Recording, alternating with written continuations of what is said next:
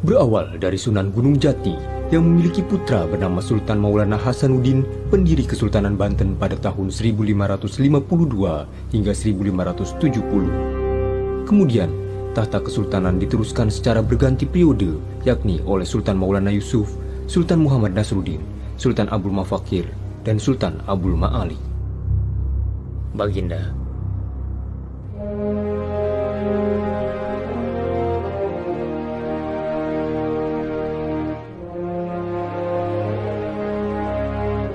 Pangeran Surya yang merupakan putra mahkota dari Sultan Abdul Ma'ali mendapatkan sepucuk surat dari Khalifah Mekah yang berisi gelar Sultan Abdul Fattah.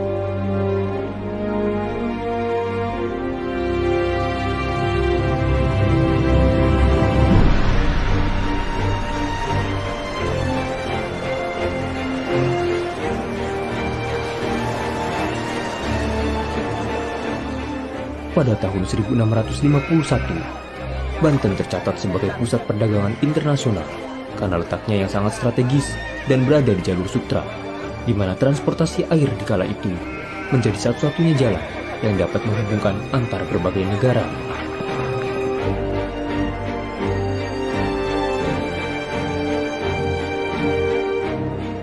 Dengan hadirnya Sultan Abdul Fattah yang diangkat menjadi Sultan Banten kelima, membuat dampak kemajuan pesat di bidang perdagangan, penyebaran agama Islam, hingga pembangunan sungai dan irigasi untuk kebutuhan pertanian rakyat.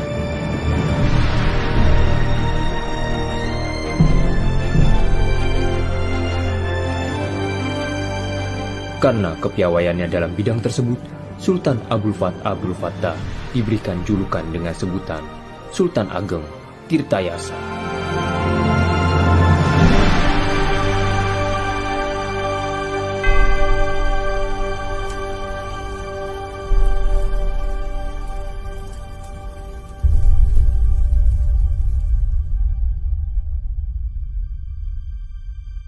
Pangeran Purbaya, ada apa engkau datang tergesa-gesa?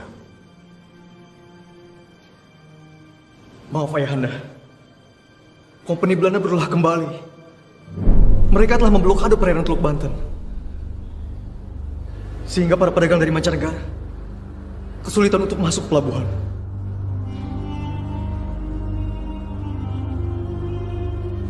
Apa motifnya Kompeni Belanda itu? Sehingga tak puas-puasnya membuat kegaduhan.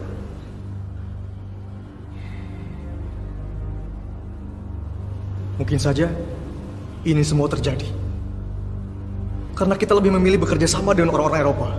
Itu semua kita lakukan karena Kompeni Belanda meminta kita untuk memonopoli perdagangan, dan itu berdampak tidak baik untuk perekonomian Banten.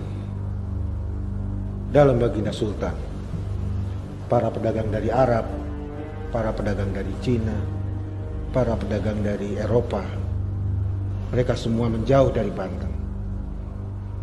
Itu dikarenakan para kompeni Belanda memblokade perairan kita.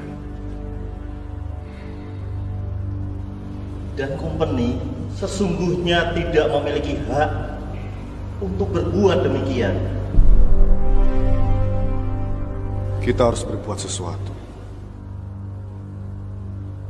Kita lawan mereka.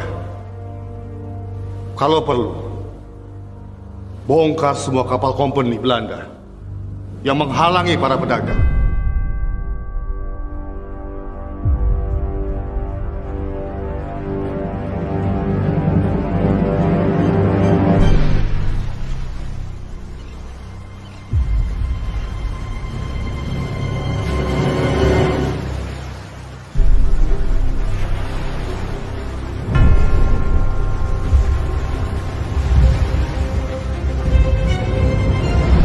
Putra mahkota dari Sultan Ageng Tirtayasa, yakni Sultan Abu Nasr Abdul Qohar atau dikenal sebagai Sultan Haji, yang baru saja pulang dari Mekah, melihat situasi dan kondisi Banten yang banyak perubahan.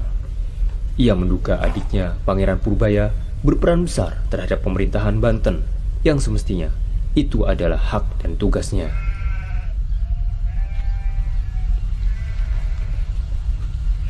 Siapa? yang mengizinkan ada bangunan di sini?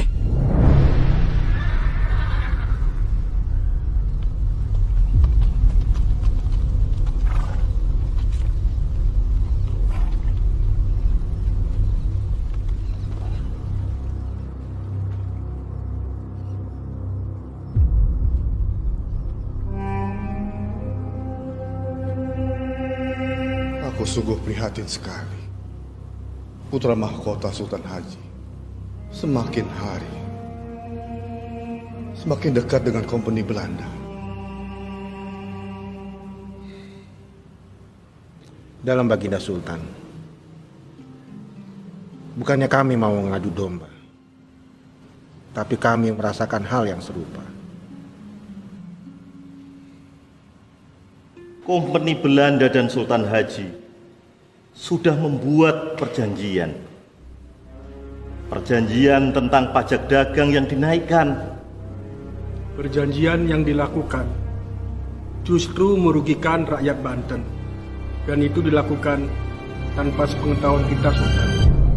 Apa mungkin Kakanda dipengaruhi oleh kompeni untuk melakukan semua itu?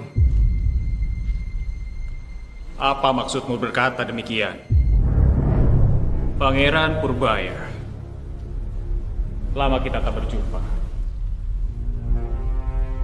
2 tahun aku di Mekah.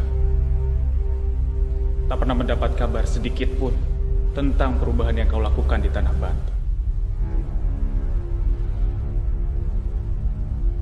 Putra mahkota harusnya tidak dilangkahi dengan seenaknya. Ananda Sultan,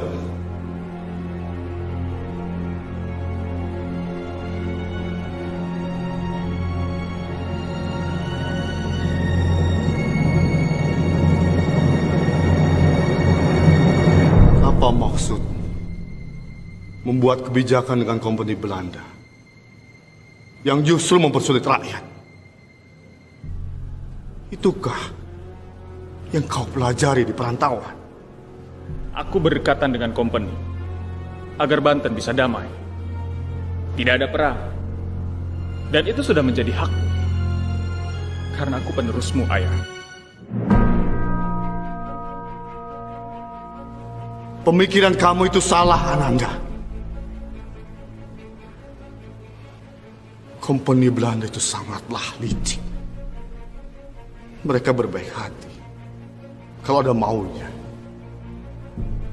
Selalu mementingkan kepentingan sendiri dan menghiraukan kepentingan rakyat.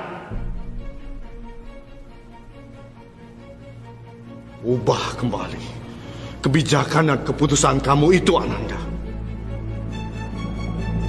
Atau kami akan berperang melawan mereka. Kami tidak takut.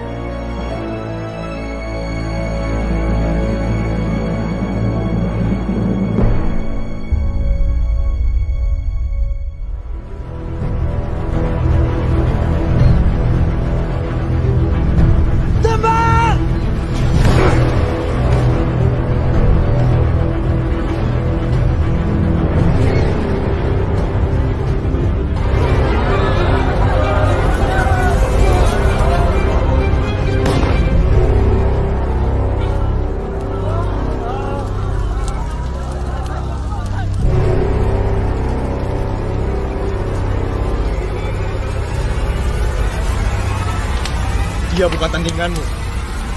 Kau!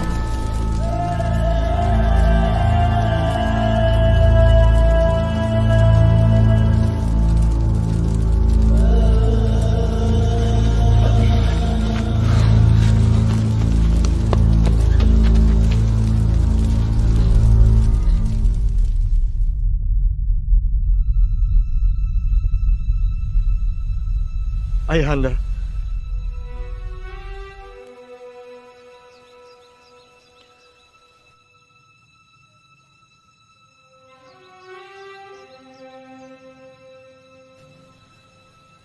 pasukan kita banyak yang gugur.